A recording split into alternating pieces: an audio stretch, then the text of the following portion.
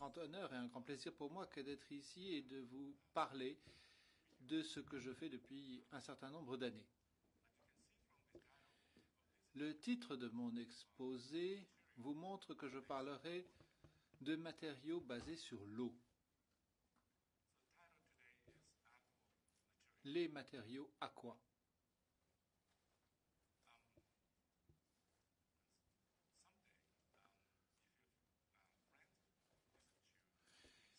Si un ami vient vous voir et vous dit que ceci pourrait être la toute dernière goutte de pétrole sur Terre, la question se posera de savoir que faire. Les réserves de pétrole sont finies. Nous sommes donc obligés d'inventer quelque chose qui puisse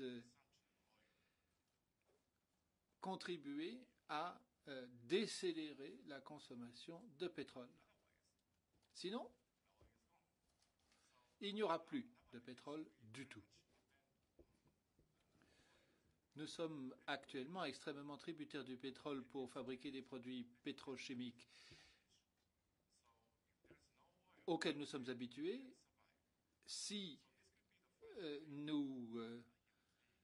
nous appuyons trop sur les pétrochimiques et que nous n'avons pas de substitution, la race humaine risque de venir à extinction. Donc, une des tâches principales du XXIe siècle consiste à réfléchir à la décélération de la consommation du pétrole.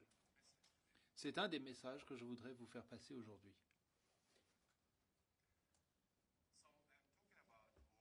Je vais donc parler d'eau. L'eau est l'un des deux liquides représentatifs sur la Terre. L'eau est recyclable.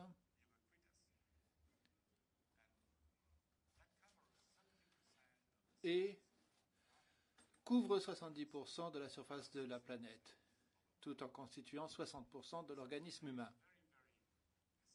L'eau est donc parfaitement essentielle pour la vie de l'être humain, des animaux et des plantes.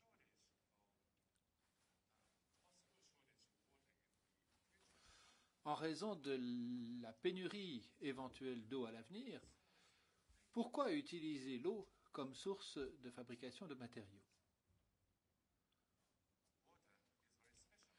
L'eau a quelque chose de très particulier. Les molécules d'hydrogène et d'oxygène sont reliées les unes aux autres et la molécule d'eau est donc extrêmement congestionnée. La masse moléculaire de l'eau n'est que de 18. Mais l'eau entre en ébullition à 100 degrés Celsius. Si on compare cela à d'autres molécules organiques comparables d'un poids identique voire plus élevé, le point d'ébullition est plus élevé que celui d'autres molécules organiques parce que les molécules d'eau sont liées à l'hydrogène. Tout le monde sait que l'eau est présente en trois états. L'état gazeux, la vapeur, l'état liquide, l'eau, et l'état solide, la glace.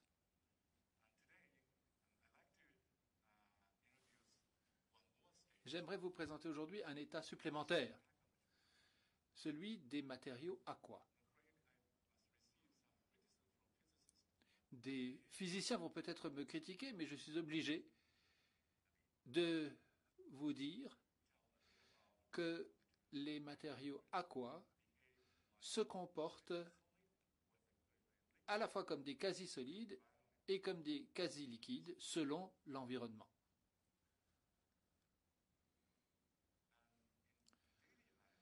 Dans notre quotidien, nous utilisons beaucoup de matériaux à base d'eau que nous appelons les hydrogels. Dans les denrées alimentaires, les lentilles optiques, le dentifrice, le ketchup. Il y a beaucoup d'autres exemples de matériaux d'hydrogel dans notre vie quotidienne. Les hydrogels sont donc extrêmement importants.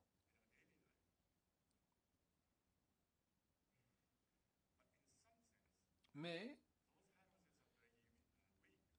ils sont d'une certaine manière très faibles. Personne ne s'attend à ce que l'hydrogel fonctionne comme un matériau structuré. D'où la question qui se pose, comment réaliser des hydrogels qui soient résistants? Cela crée un grand nombre de défis et nous oblige à utiliser les molécules.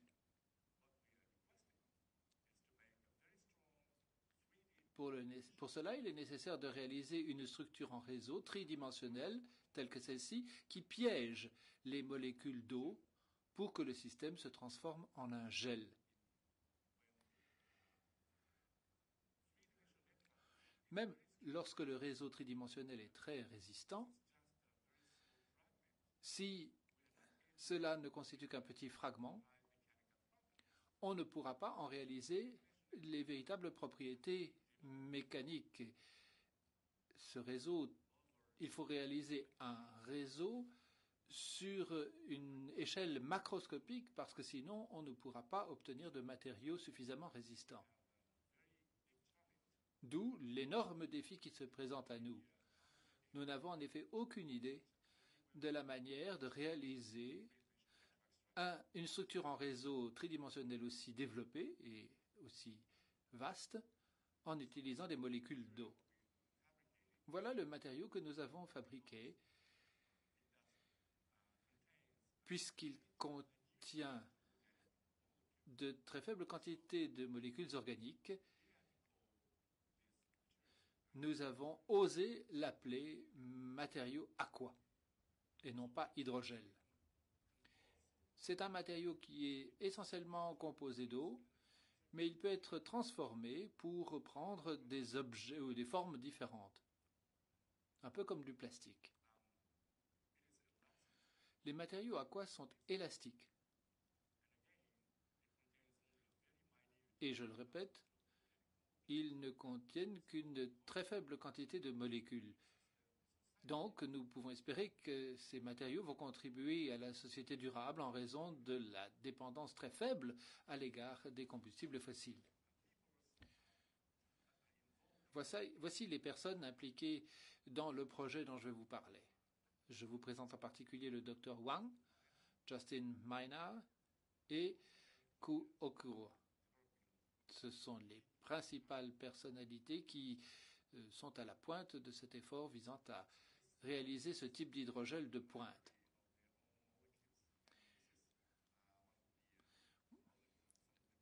Voici quelques-unes des molécules de notre boîte à outils. Au début, nous ne pensions pas être en mesure de réaliser ce genre d'hydrogel. Ce travail est le fruit de coïncidences. Il y a quelques années, nous avons lancé un projet qui s'appelait Biointerface avec des dendrimères, des macromolécules appelées dendrimères. Ce sont des molécules que nous avons préparées et conçues en vue de l'établissement de connexions biochimiques. Cette molécule est totalement soluble dans l'eau.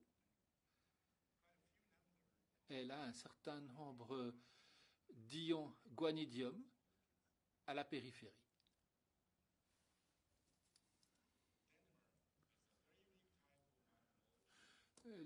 La dendrimère est une molécule tout à fait particulière.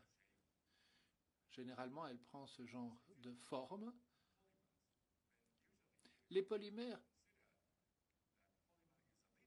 sont généralement des molécules linéaires, mais les dendrimères sont des molécules ramifiées qui commencent avec des unités au centre et des unités qui gravitent autour. Voici la représentation graphique d'un dendrimère, avec des structures en branches très régulières qui viennent de cette unité centrale. Puis si vous augmentez le nombre de générations, vous pouvez ajouter davantage de branches à la périphérie. C'est une structure extrêmement importante parce qu'elle est très bien définie. Elle possède un poids moléculaire particulier et une structure extrêmement claire et connue. Cette molécule nous fascine. C'est la raison pour laquelle nous avons décidé de réaliser des dendrimères solubles dans l'eau et d'étudier les fonctions biologiques de cette molécule. Une fois encore, ce que vous voyez ici, ce sont les molécules dendritiques que nous avons synthétisées. Le motif clé, ce sont les ions de guanidium situés à l'extérieur de la surface du dendrimère. Ce n'est pas un énorme dendrimère, mais ça marche. Voici donc les ions de guanidium. Cette unité que vous voyez ici est connue comme ayant des propriétés chimiques particulières dans l'eau. Voici les ions de guanidium et les ions d'oxygène qui sont présents à la surface des protéines et des macromolécules. Les ions de guanidium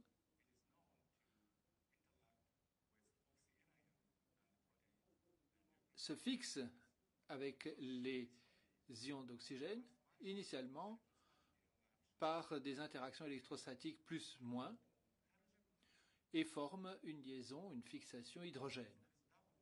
En raison de cette double interaction, excusez-moi, on ne voit pas bien, mais c'est ce que l'on appelle à l'écran cette formation de pont salé. C'est une des formes d'interaction les plus résistantes, capables de fonctionner même à l'intérieur d'un milieu aqueux. Vu que l'on va utiliser cette molécule dans l'organisme, il y a beaucoup d'autres sels qui entrent en concurrence avec cette interaction. Il faut donc amplifier l'interaction en question. C'est la raison pour laquelle nous utilisons les dendrimères, parce que les dendrimères peuvent capter un grand nombre d'ions guanidium à la surface. C'est un petit peu comme une sorte de pieuvre moléculaire. La pieuvre a 8 tentacules et il est donc très difficile de la détacher. Si la pieuvre n'a qu'une tentacule, il est beaucoup plus facile de la détacher. Sur la base de ce concept, nous avons en quelque sorte constellé la surface du dendrimère avec des ions de guanidium pour rendre cette surface extrêmement collante.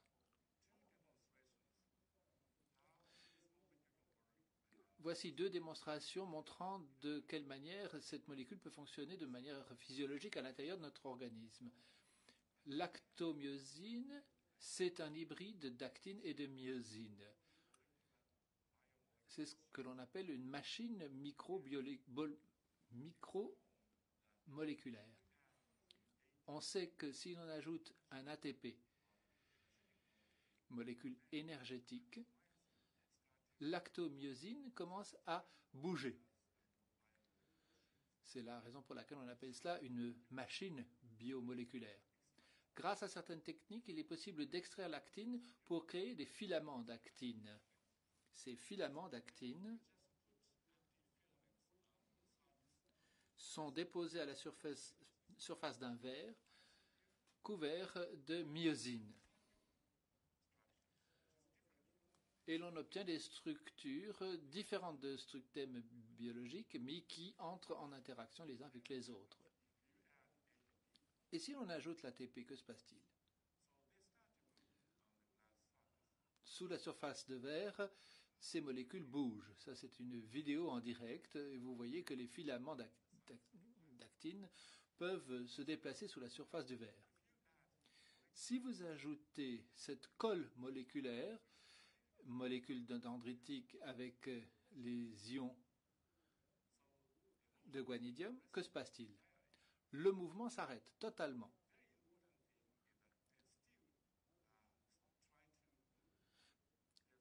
Les molécules essayent néanmoins de bouger, mais se retrouvent quasiment paralysées en raison de ces forces d'adhésion. Voici la myosine, puis les filaments d'actine qui se trouvent dessus. Si vous y ajoutez ces groupes moléculaires dendritiques, ces deux unités de protéines se relient l'une à l'autre par le biais de ce groupe moléculaire. Le mouvement des filaments d'actine est ainsi paralysé. Autre exemple que j'aimerais vous montrer, une colle moléculaire photoélectronique, la différence se trouvant ici.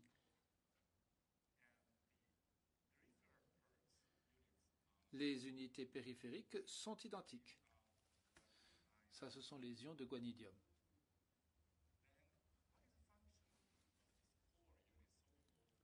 Quelle est la fonction de cette enzobenzine?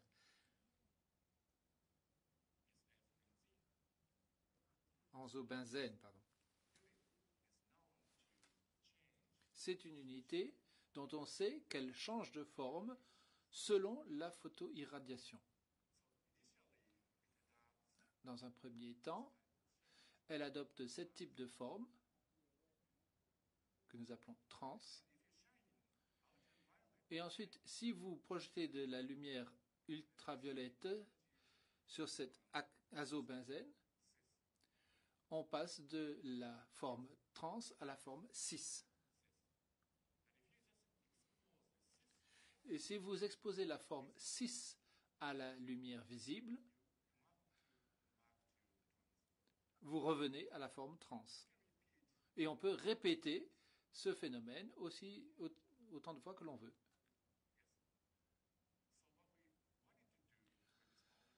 Avec cette molécule,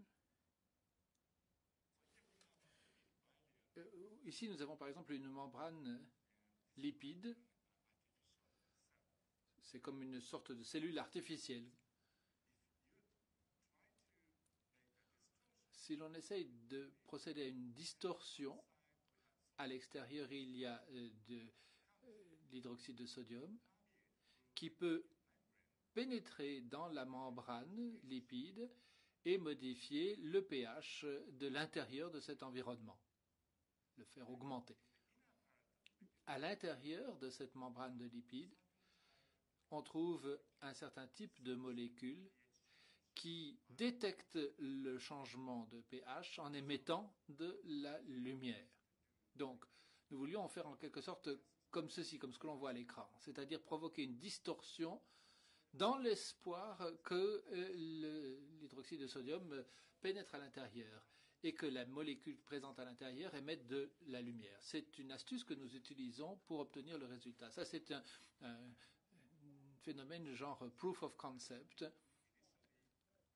Dans le premier temps, on a ce type de forme trans, puis, après photoirradiation, on obtient la forme cis. On constate que la structure moléculaire a changé entre-temps, que cette partie adhère à la surface de la membrane lipide, et si l'on modifie la forme, la membrane lipide change de place. Les mots clés à cet égard sont l'adhésion et la friction.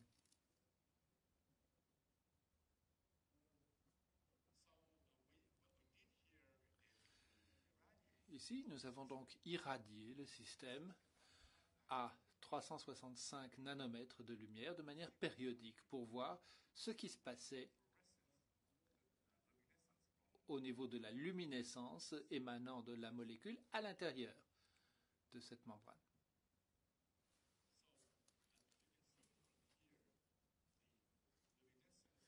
On le voit, la luminescence de la molécule à l'intérieur de cette barrière de lipides peut augmenter de façon spectaculaire, ce qui prouve que l'on peut provoquer cette perturbation de la barrière.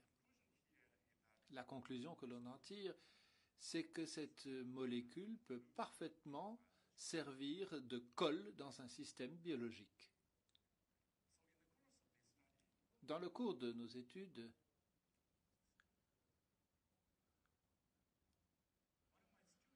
Un de mes étudiants est venu me trouver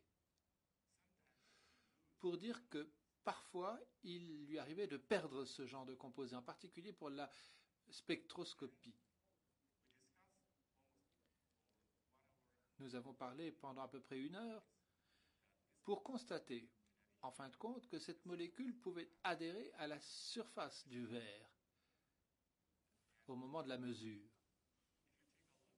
En effet, si l'on regarde la surface du verre, on constate un très grand nombre d'ions d'oxygène, et donc on peut s'attendre à une interaction multivalente. C'est en quelque sorte la pieuvre qui s'est attachée à la surface du verre en raison de cette interaction multivalente. Sur la base de cette discussion avec l'étudiant, l'idée a été formée d'utiliser cette découverte pour réaliser des matériaux. Nous avons donc décidé d'utiliser de l'argile, des nanotôles d'argile au lieu du verre, en combinaison avec un nouveau type de molécule, dans l'espoir de réaliser ces matériaux avec de l'eau. Je vais donc vous parler un petit peu de ces nanofeuilles d'argile que nous avons appelées l'aponite XLG. Il s'agit d'un nano-objet de 25 nanomètres à peu près, d'une épaisseur de 0,5 nanomètres en forme de disque, qui est utilisé déjà dans la cosmétique pour tout un certain nombre d'applications parce que ça n'est pas toxique. La surface supérieure est pleine de charges négatives. Mais de l'autre côté, au bord de ce disque, vous constatez des charges positives en raison de l'interaction des ions de sodium avec les ions alcalins. Un côté est donc pleinement négatif et l'autre totalement positif. C'est une des caractéristiques de la laponite XLG. Cette laponite XLG, nous l'utilisons à raison de 2% par poids.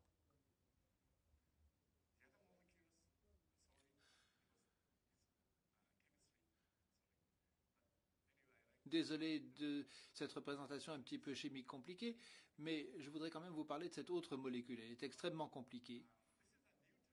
Mais en tout état de cause, c'est un nouveau type de colle moléculaire. Vous voyez d'ailleurs la différence. Nous l'avons appelé le liant G3, c'est-à-dire de 3e génération, un dendrimère de 3e génération. Cette molécule a à nouveau des ions de guanidinium à la périphérie. Elle est soluble dans l'eau, mais la différence, c'est que nous avons des espacements entre deux unités collantes de dendrone. Entre parenthèses, vous avez les unités qui se répètent à raison de 250. Donc cet élément d'espacement est très long, donc la forme de la molécule ressemble plutôt à ceci. Il y a deux parties collantes reliées par cet élément d'espacement très long. Nous utilisons cette molécule organique à raison de 0,2% par poids.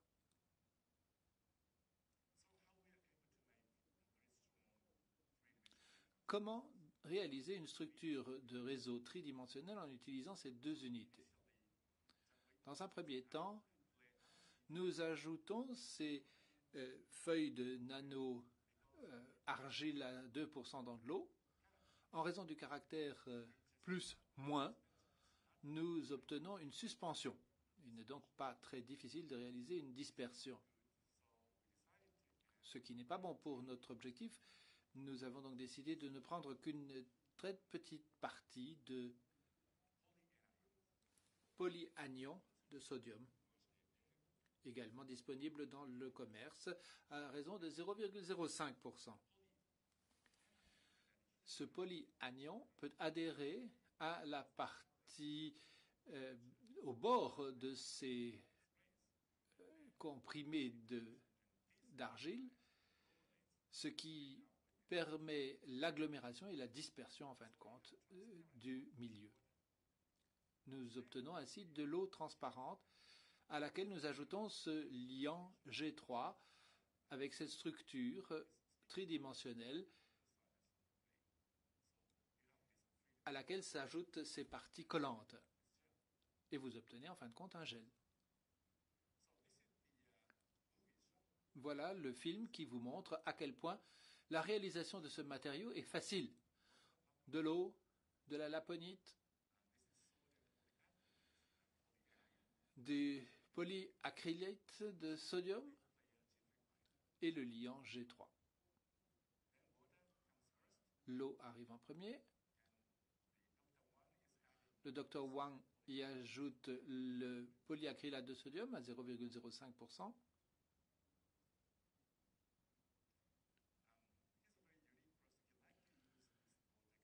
Il aime utiliser ce mixeur. Chaque fois qu'il utilise ce mixeur, il y ajoute ensuite le laponite XLG à 2%. Il réutilise son mixeur à vortex.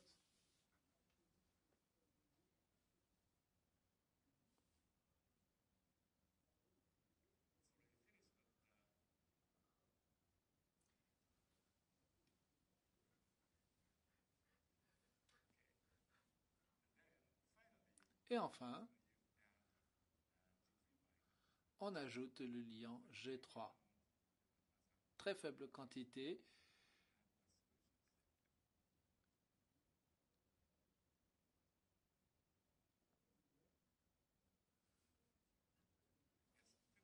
Et c'est tout. C'est terminé. Ça ne dure pas plus de 3 secondes.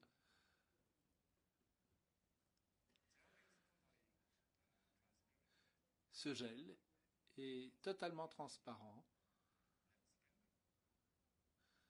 Il ne réalise pas d'écailles. Merci beaucoup. C'est très facile. Tout le monde peut réaliser des matériaux aqua. Même ma femme pourrait le faire. Donc, les matériaux aqua ont des propriétés absolument uniques. Ce sont des matériaux qui sont essentiellement composés d'eau, donc ils sont ininflammables. La substance noire que vous voyez, c'est la flamme qui se dépose, ce n'est pas le matériau lui-même qui devient noir.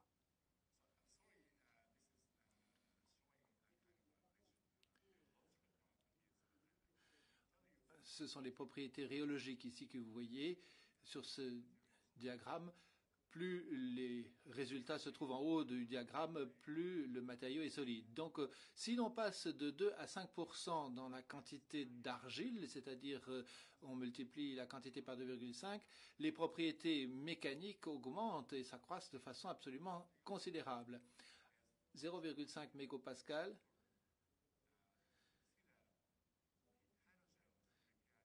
Si vous regardez les hydrogels préparés par simple mélange, c'est un résultat exceptionnel.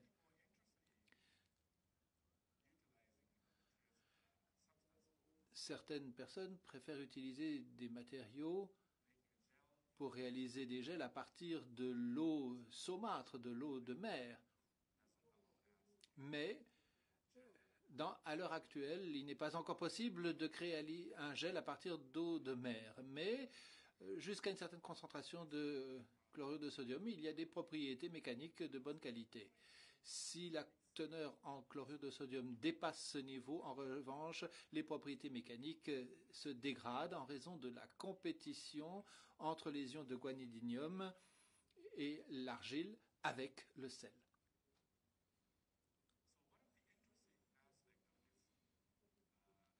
Un des aspects intéressants de ce matériau montré ici,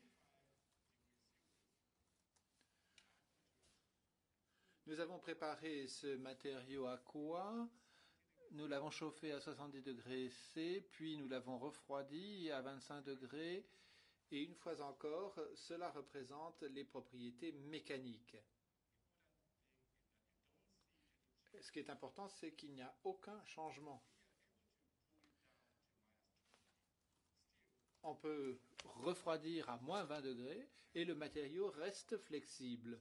On peut à nouveau le chauffer à 100 degrés Celsius et le matériau conserve les mêmes propriétés mécaniques. D'ordinaire, pour les organogènes à base d'hydrogène, si vous les chauffez, vous passez de la phase gel à la phase solide. Alors que ici, tous ces événements sont piégés sur le plan kinétique et il y a un équilibre thermodynamique. Donc même si vous chauffez à 120 degrés, vous n'obtiendrez aucun changement des propriétés mécaniques. Voici un prototype de deuxième génération destiné à l'hydrolyse enzymatique pour des raisons de protection de l'environnement. Une fois encore, excusez-moi, c'est un petit peu compliqué sur le plan chimique, mais cette liaison particulière peut être clivée par des enzymes.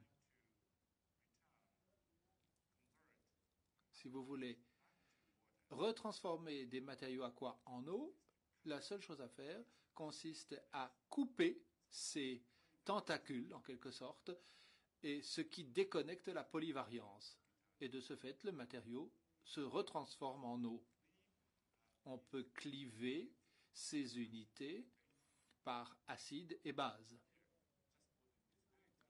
Pour que ça soit plus clair, nous avons préparé ici un gel colloïdal auquel nous ajoutons de l'eau acide ou alcaline,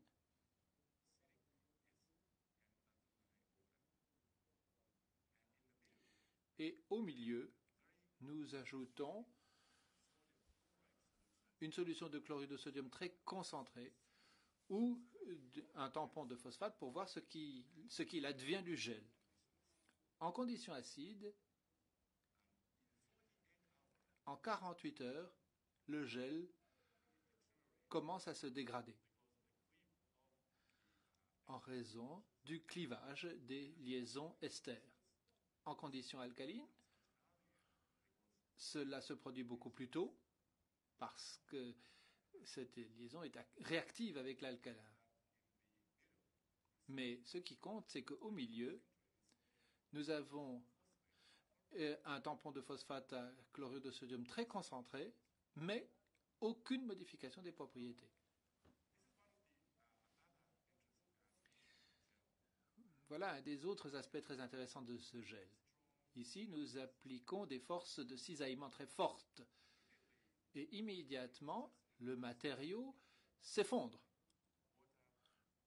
Il se comporte un peu comme de l'eau ou comme quasi de l'eau sous l'effet de ces tensions. Mais dès que les tensions cessent, le matériau récupère ses propriétés mécaniques initiales en 3 secondes seulement.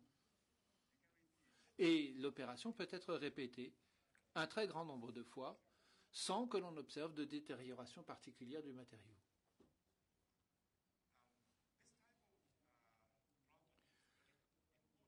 Ce type de propriété est très important. Par exemple, si vous couvrez la surface avec ce genre de matériau, vous pouvez éviter des collisions graves.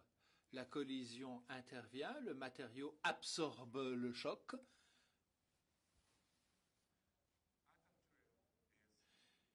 et le matériau aqua est adhésif. Ici, nous avons un morceau de matériau aqua qui est coupé en deux. En 1 minute, il suffit de pousser les deux morceaux pour en faire entrer en contact ces deux surfaces que l'on vient de couper.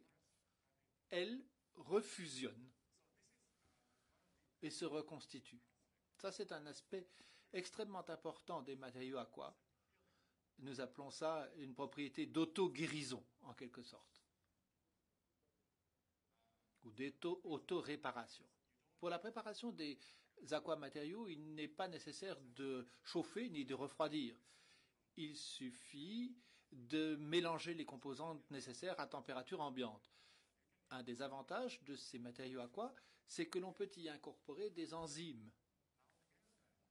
Les enzymes peuvent exister à l'intérieur de ces matériaux aqua pendant très longtemps. Et même, on peut catalyser certaines réactions organiques.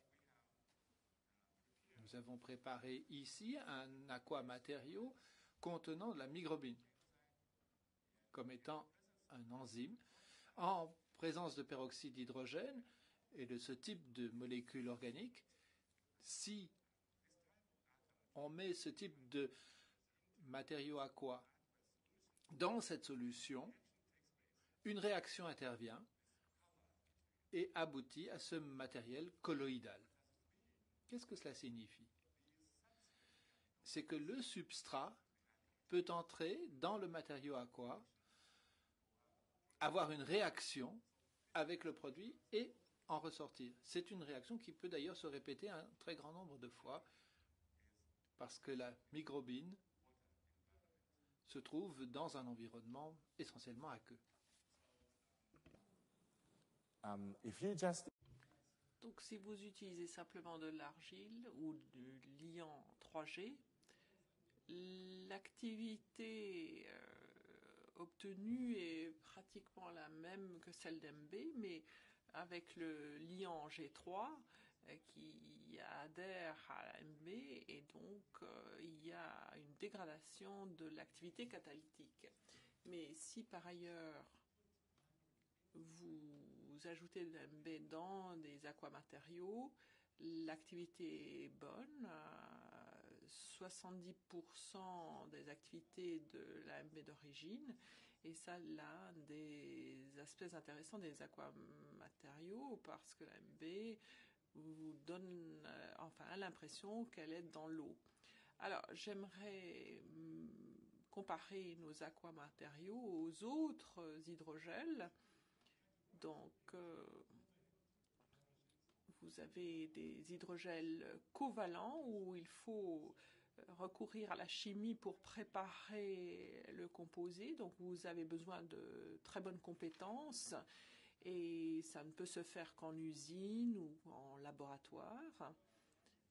Alors qu'avec les deux autres groupes qui sont des hydrogels supramoléculaires que vous pouvez préparer ces hydrogels en mélangeant simplement.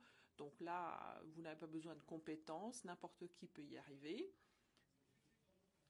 Si vous regardez les propriétés mécaniques des hydrogels à double réseau inventés par le professeur Gong, vous voyez que la résistance mécanique est extraordinaire, 17 mégapascales.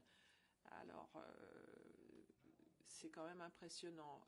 Les nanocomposites à 1 mégapascal, et si on regarde les propriétés mécaniques des hydrogels oligoélectrolytes ou les hydrogels oligopeptides, les propriétés mécaniques sont beaucoup plus faibles.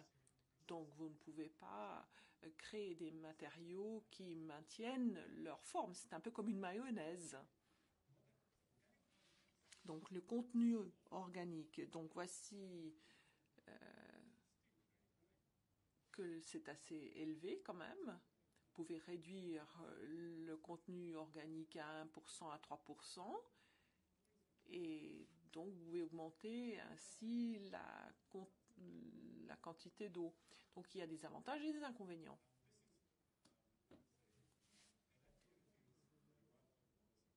Moi j'aime bien me référer au travail du professeur Gong, parce que c'est très intéressant.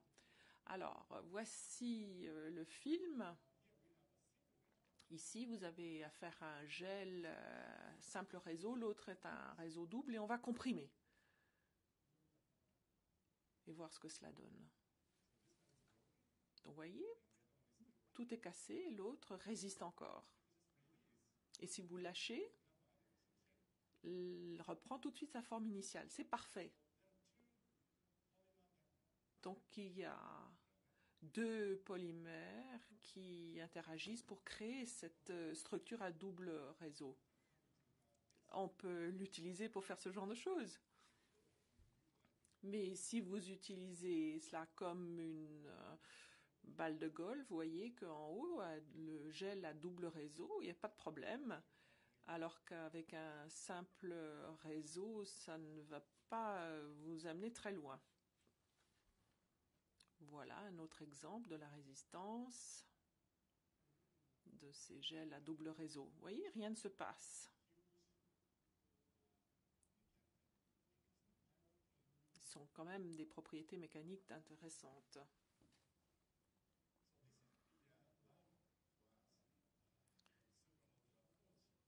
Donc, un jour, on a toujours rêvé de réaliser ces propriétés mécaniques. Voici de l'hydrogel qui ressemble à cette film en train d'être étiré, cette pellicule qui est en train d'être étirée. Maintenant, je vais vous montrer notre aquamatériau. Donc, contenu en eau, la teneur en eau, 98%, 95%, ça dépend de la quantité d'argile utilisée. Donc, ce matériau est surtout composé d'eau et d'une entité inorganique. Et le contenu organique n'est que de 0,2% et les propriétés mécaniques 0,1 MPa, pratiquement les mêmes que l'hydrogel covalent.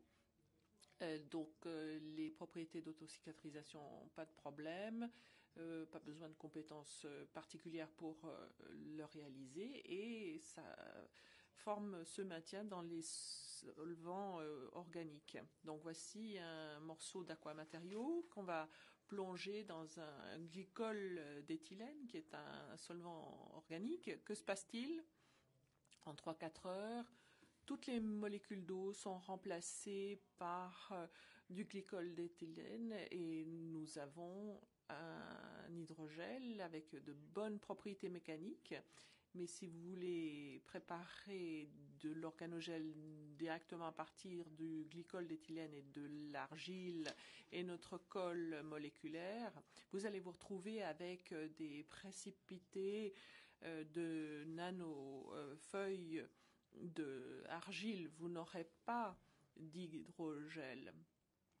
Donc, il faut passer par les aquamatériaux pour réaliser un organogel. Alors ça, c'est un autre exemple plus intéressant. Ce sont des ions liquides, ce qu'on appelle de liquide ionique.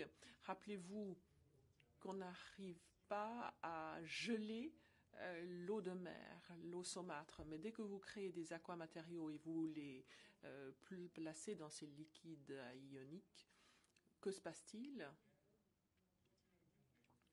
Le matériau va maintenir sa forme initiale sans problème et toutes les molécules d'eau sont remplacées par des liquides ioniques. C'est intéressant. Dès que vous avez créé cette structure en réseau tridimensionnel, vous allez voir, quelles que soient les conditions, le sel, vous allez pouvoir maintenir la forme. Donc le cœur, c'est toujours très important pour nous tous. Mais le cœur, quelquefois, on le brise.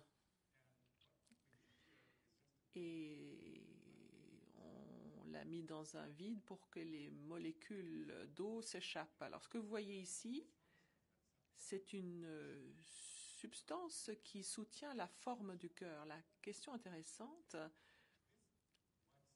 si cette masse se souvient de ce qu'elle était, et si on rajoute de l'eau, voilà, eh bien, la forme du cœur est recréée. Donc on s'est dit que cette matière blanche avait oublié ce qu'elle était à l'origine, parce que c'est de la chimie covalente, mais en fait, cette matière se rappelle sa forme initiale. Donc encore une fois, La structure réseau, une fois qu'elle a été créée, cette structure est infinie.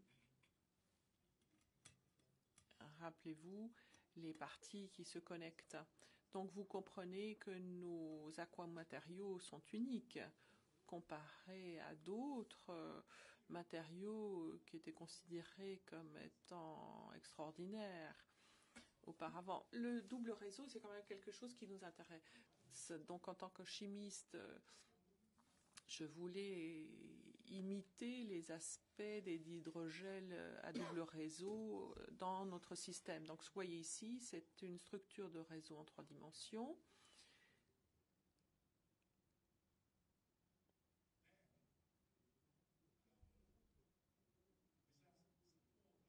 Donc, on va rajouter des molécules de polymère dans cette structure poreuse pour voir ce que ça va donner.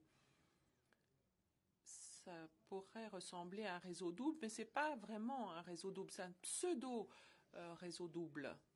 Mais on est très intéressé d'étudier ces propriétés de ces molécules. Donc on a de l'argile dispersée et un monomère pour créer des polymères. Et il y a 2 façons de procéder pour passer du bas vers le haut. On va rajouter pour commencer du liant G3 pour compléter la structure 3-dimensionnelle et des points roses, ce sont les monomères. Donc si vous exposez ce gel à la lumière, vous allez polymériser le tout et vous allez pouvoir créer des polymères à l'intérieur du gel. Autre façon de faire, vous commencez par la polymérisation pour créer des composites d'argile et des composites de monomères et d'argile, mais qui est très faible. Et si vous polymérisez encore, vous vous retrouvez avec des structures de double réseau. Donc il y a 2 façons de réaliser ces structures réseau double. Et je vais maintenant vous expliquer plus en détail la première méthode. Donc l'argile est dispersée en présence des monomères. On rajoute du liant G3 pour compléter cette structure en 3 dimensions. Ensuite, on expose à la lumière, on polymérise et on se retrouve avec un réseau double. Donc voilà notre gel. Voici du caoutchouc aqua. Les propriétés élastiques sont fortement augmentées. Vous pouvez l'étirer de nombreuses fois et le matériau reprend tout de suite sa forme initiale. Ce qui est intéressant, quand vous étirez, le matériau devient de plus en plus opaque parce que les nanofeuilles d'argile sont réorientées. Donc le teneur en argile 5, le liant 0,2%, le polymère 1% et le reste c'est de l'eau. Donc voici la méthode 2. Donc on prépare un réseau simple, unique. Pour nous, c'est quelque chose de très faible comme structure. On l'expose, ce matériau, à un liant G3 pour que le liant G3 pénètre le gel pour compléter cette structure en réseau en 3 dimensions. Donc, voilà ce que cela donne. On a préparé une espèce de bâtonnet, un gel en réseau simple et on le place dans un cylindre pour obtenir une structure en spirale et on remplit ce cylindre d'une aquasolution contenant notre liant 3G, notre colle moléculaire et on s'attend à ce que cette forme en spirale soit mise en mémoire et tout à fait, c'est le cas. Elle est mise en mémoire en utilisant un sel de guanidine dendritique, ce qui vous permet de réaliser des structures en 3 dimensions à partir d'un bâtonnet à une seule dimension. Si vous utilisez les pendentifs, d'ion guanidine, vous n'aurez pas d'effet mémoire. Donc la mémoire de la forme peut être suscitée par le second réseau, le supramoléculaire. Voici l'un des derniers chapitres de mon exposé. Tout récemment, j'ai pu aligner des nanofeuilles inorganiques en parallèle et vous constatez que ces nanofeuilles inorganiques se sont orientées parfaitement parallèles les unes aux autres. Alors l'avantage, l'aspect intéressant de ce genre de choses, c'est que si vous regardez ces matériaux de ce point de vue, le matériau est opaque. Si vous le regardez de ce côté-ci, vous voyez que le matériau est presque transparent. Et même chose, si vous regardez de ce côté-là, le matériau est presque transparent. Ce qui est intéressant, ce qui est important, c'est que ces nanofeuilles inorganiques s'organisent de façon très régulière. Et la seule chose qui vous reste à faire, c'est d'exposer ce matériau à un champ magnétique. Et il y aura une réorientation. Il y a plusieurs exemples de ce genre. Donc vous allez aligner ces nanofeuilles inorganiques en parallèle au flux magnétique, mais dans ce cas, si ce flux magnétique arrive comme cela, et vous avez ce genre d'alignement, c'est uniquement cet exemple-là que nous avons pu réaliser avec un flux magnétique, on obtient cet alignement orthogonal. Donc tout cela pour vous dire qu'il y a une forte anisotropie mécanique. Alors, dernière chose, ces matériaux font état d'une anisotropie mécanique très importante parce que il y a beaucoup de charges sur ces nanofeuilles inorganiques. Comme vous pouvez l'imaginer, ces nanofeuilles se repoussent les unes les autres. Donc si vous poussez ces matériaux dans ce sens, dans cette direction-là, le matériau pourra supporter la pression. Donc il n'y a pratiquement pas de déformation, une toute petite déformation en poussant vers le bas. Par ailleurs, si vous poussez de côté le matériau vers l'autre côté, parce qu'il n'y a pas de friction à l'intérieur, donc le matériau va se déformer très facilement. Donc cette orientation macroscopique unidirectionnelle de répulsion de ces nanofeuilles est très important parce que ce gel, finalement, on peut utiliser pour imiter les tissus tels que le cartilage. Donc vous imaginez, on pourrait utiliser ce genre de matériaux dans différentes parties du corps. Enfin, dans la chimie, les dendrimères, c'est l'une des choses les plus merveilleuses qui existent, une des plus belles molécules qui existent. Mais pour la synthèse, pour la préparation, je peux vous dire que c'est une molécule qui donne beaucoup de fil à retordre. Et mes étudiants sont toujours fascinés par ces molécules. Mais en l'espace de 2 semaines, ils en ont assez. Ils en ont assez, ils se plaignent, non, ça ne va pas. Donc personne ne veut utiliser ces dendrimères. Et un très bon ami, Craig Coker, de l'Université de Californie à Santa Barbara, nous a donné une version linéaire de cette colle moléculaire. Et vous voyez, la partie espaceur se trouve ici, pratiquement identique à l'autre. Ça, c'est de la chimie, c'est vrai. Mais le numéro 7, ça veut dire qu'il y a 7 unités ici aussi.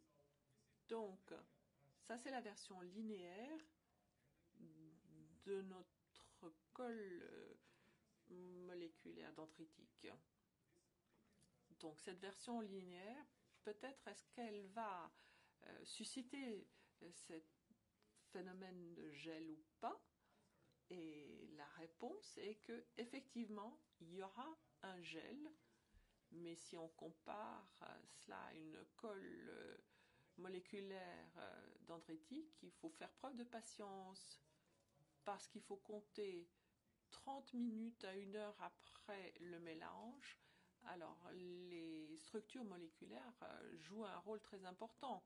Si vous voulez préparer le gel très rapidement, à ce moment-là, votre seule option, c'est d'utiliser des dendrimères.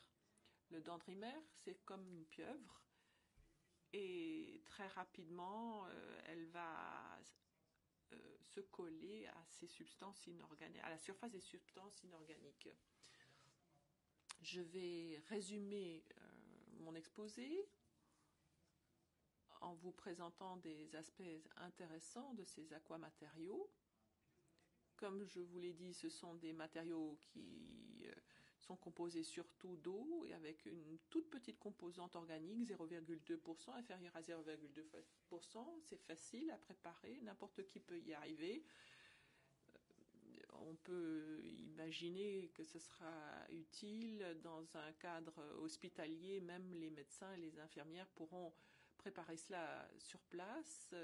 C'est facile à éliminer parce que c'est un produit tout à fait écologique, un matériau tout à fait écologique, et c'est un matériau indépendant qui se répare lui-même, transparent, et qui ne s'enflamme pas, qui colle, qui adhère, et qui peut contenir également des bioactivités. Et enfin, c'est très important, surtout au Japon, ça peut vous protéger des neutrons. Suite à Fukushima, c'est particulièrement brûlant d'actualité, ce genre de choses. Donc nous espérons qu'à l'avenir, les produits d'origine pétrochimique pourront être remplacés par des produits à base d'eau. Et c'est très important si l'on veut que notre société soit pérenne. En conclusion, je vous montre tous ceux qui ont travaillé sur ces projets, sur le développement de ces technologies. Et voici donc les étudiants qui ont fait beaucoup de travail. Et enfin, je vous remercie de votre attention et de votre patience. Merci infiniment.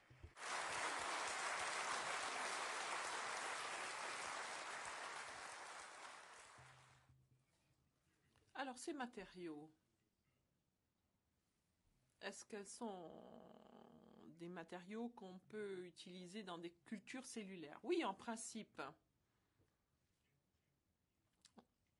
On n'a pas encore vérifié, mais dans différentes expériences, nous avons utilisé la colle moléculaire pour ces cultures cellulaires et il n'y a pas eu de problème, on n'a pas rencontré de problème.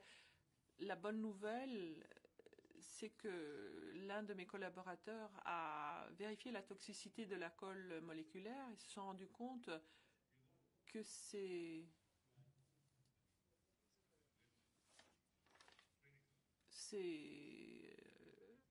tout à fait conforme à ce qui se fait en clinique.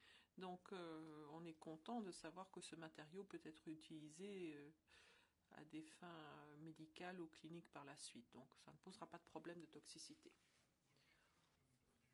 Et que se passe-t-il lorsque le matériau est chauffé ou brûlé? Que se passe-t-il en cas d'incendie? Alors, l'argile va en fait protéger le matériau. L'évaporation se fait à 100%, à 100 degrés, mais dans notre cas, l'évaporation va commencer à 80 degrés en dessous de la température ou du point d'ébullition.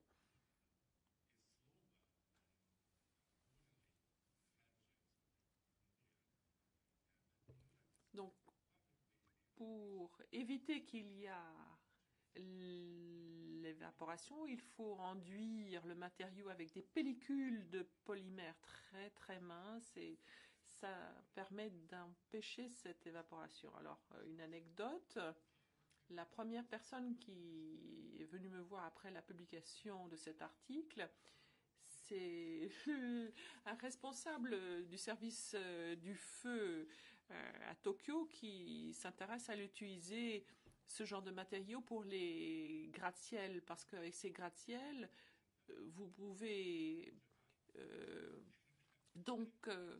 arroser avec un hélicoptère. On ne peut pas grimper sur un bâtiment qui a plus de 25 mètres. Donc quand il lâche l'eau, il y a très peu d'eau qui touche la cible, mais en utilisant de l'eau solide, ils seront sûrs que 100% de l'eau lâchée sous forme solide touchera sa cible. Donc ça, ce sont des applications extrêmement ambitieuses. Puisque nous avons un médecin parmi nous, Rod, est-ce qu'on peut remplacer les tissus biologiques avec ces aquamatériaux? Je ne connais pas assez leurs propriétés, mais je me pose la question, là vous avez parlé de remplacement de cartilage, ça, ce serait intéressant. Oui, c'est une application extrêmement prometteuse, mais rien n'est fait encore, hein, il faut vérifier.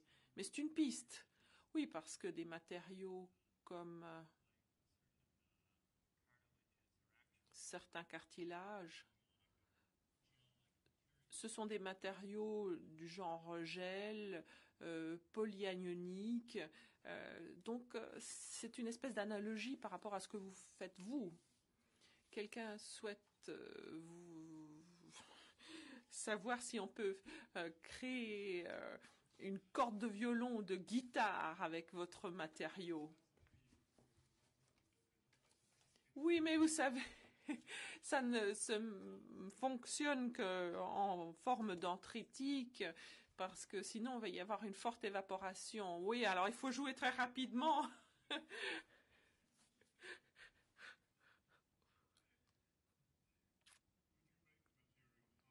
Est-ce que vous pouvez le rendre plus dur, ce matériau, à des fins de construction? Oui, les propriétés mécaniques dépendent de la quantité d'argile utilisée dans la composition. Et la Ponite XLG n'est pas très douée parce que 5%, c'est vraiment le maximum qu'on puisse utiliser. Mais la Ponite XRS, c'est un polyphosphate avec de l'argile qui se disperse très facilement. C'est éminemment dispersible. Donc, vous créez la structure de polyphosphate, donc vous ajoutez une toute petite quantité d'acide, et tôt ou tard, la laponite XRS va se transformer en laponite XLG, et en ce faisant, vous pouvez augmenter la quantité d'argile. Voilà, une piste. 2 questions. Dites-nous, est-ce qu'il est possible de fabriquer de grandes quantités et vous pensez que ça sera commercialisé quand? Commercialisé? Écoutez, le problème, ce sont les dendrimères. C'est un problème avec tous les dendrimères parce que les dendrimères jouent un très grand rôle dans toutes sortes de choses. La synthèse est extrêmement difficile, compliquée. Ce n'est pas du tout pratique.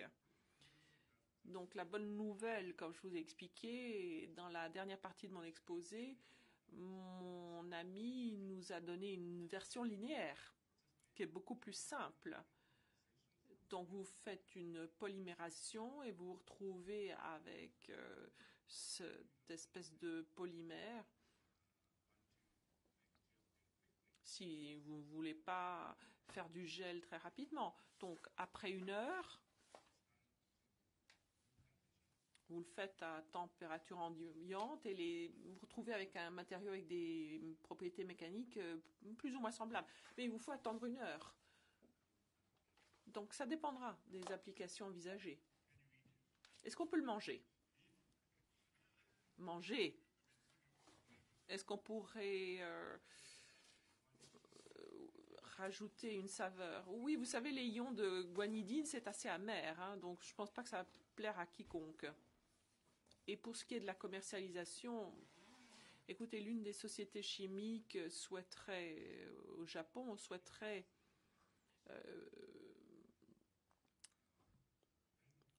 faire une synthèse de dendrimère sur une base industrielle. Et on ne peut pas le annoncer en public, mais je peux vous dire déjà que la deuxième version, la deuxième génération sera nettement améliorée et sera meilleur marché à produire. Donc ça pourrait être commercialisé, mais je crains que pour l'instant notre système est trop onéreux en raison justement de ces dendrimères. Hier, on a beaucoup parlé de transport d'ions à travers les membranes. Est-ce que les ions peuvent traverser les aquamatériaux? Oui, oui, on a vérifié. C'est pas hyper performant, mais si vous alignez de l'argile, vous aurez une conduction isotropique des ions selon les orientations de l'argile. C'est vraiment intéressant, c'est assez remarquable. Ah, une question assez étrange. Il y a quelque temps, on nous a dit, enfin, un scientifique occidental nous a dit que l'eau avait une mémoire. Et il semblerait que vos aquamatériaux ont une mémoire. Écoutez, dans notre système, l'eau n'a pas de mémoire. Mais tout ce qui le soutient, ce qui tient à cette eau, a une mémoire. Donc, en collaboration, nous vérifions s'il y a une structure dans l'eau piégée à l'intérieur de ces structures de réseau en 3D. Si cela est le cas, et effectivement, c'est une recherche intéressante. On a entendu dire hier que les protéines contiennent, les cristaux contiennent presque autant de eau que vos matériaux. Est-ce qu'ils sont résistants, vos cristaux, ou ils sont très faiblichards? Alors, les cristaux protidiques sont nettement plus faibles parce que vous avez des surfaces électrostatiques plus moins, et ces interactions sont importantes pour les cristaux protidiques, mais la densité n'est pas aussi élevée. Donc, ils sont beaucoup plus solides dans votre structure. Et dans votre cas, ce n'est plus vraiment un matériau cristallin, bien que les interactions soient les mêmes, mais sont beaucoup plus fortes dans votre gel. Oui, notre système repose sur les propriétés de l'argile. Et nous essayons de développer notre système pour le transformer en un système complètement inorganique en utilisant une espèce de virus de tabac en tant que contrepartie au dendrimère. On se retrouve avec un gel, mais effectivement ce gel est très très faible. Est-ce qu'on pourrait l'utiliser pour libérer des produits pharmaceutiques dans le corps? Oui, oui, ça c'est envisageable. Mais s'il y a une interaction particulière avec un produit pharmaceutique et l'argile, là, ça ne marchera pas. Il ne faut pas qu'il y ait de contact. Donc, on a besoin de composés neutres. S'il y a des charges avec ces molécules, il y aura une forte interaction électrostatique. Alors, on a inclus de la myobine dans ces aquamatériaux et on peut les poser dans l'eau et il n'y a pas de détérioration de la myobine. Elle interagit avec l'argile et puis elle ne s'échappe pas.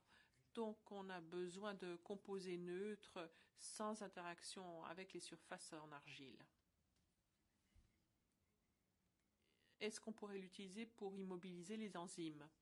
Oui.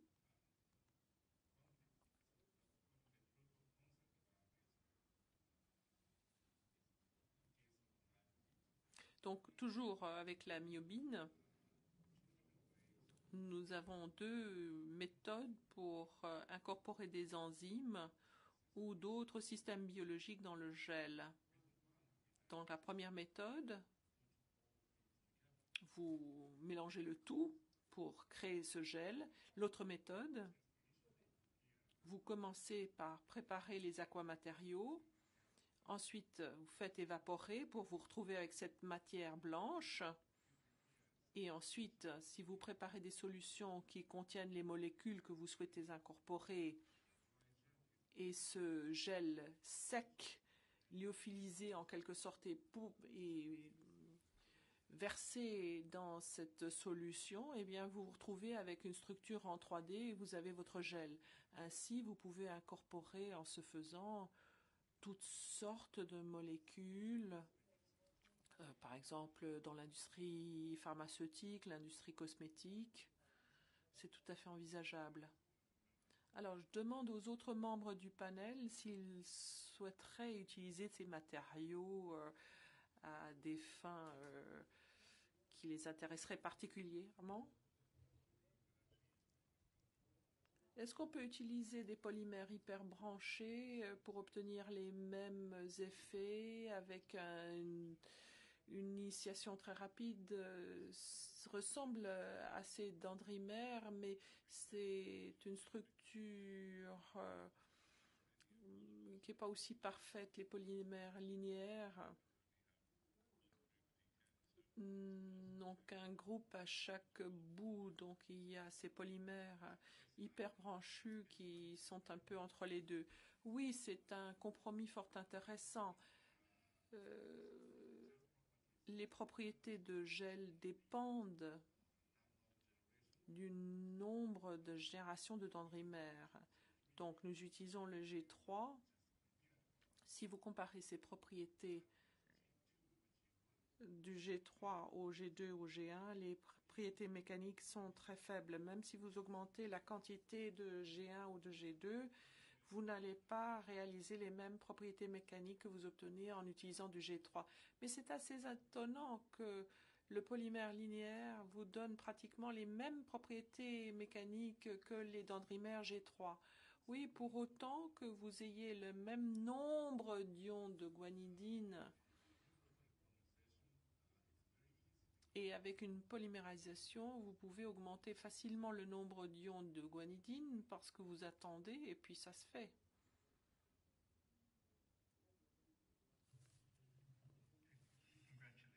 Félicitations. C'était vraiment époustouflant. Je crois qu'on en est vraiment aux toutes premières découvertes de ces aquamatériaux. Mais vous avez parlé d'un certain nombre de contraintes, à savoir le genre de dendrimère que vous pouvez utiliser. Il y a d'autres produits stratifiés, un polyanion de graphite par exemple qu'on pourrait utiliser avec un matériau entrelacé. Oui, on a essayé de l'oxyde de graphite et malheureusement ça ne marche pas. Malheureusement, ça ne marche pas très bien cet oxyde de graphine. Enfin, une toute dernière question. Est-ce qu'on pourrait utiliser ces matériaux pour entreposer du combustible, par exemple, créer une citerne d'aquamatériaux parce qu'il résisterait au choc et à l'incendie? Eh bien, je n'en sais rien. Je n'en sais rien. C'est vraiment une excellente question. Pourquoi pas? Ben voilà. Peut-être que ça résiste même au cocktail Molotov. C'est ce qu'on pourrait faire. Et je pense que les enfants seraient ravis parce que voilà, tous les objets qu'ils cassent seraient instantanément réparables sans que les parents s'en rendent compte. Merci de ces questions. Merci beaucoup, professeur Haïda.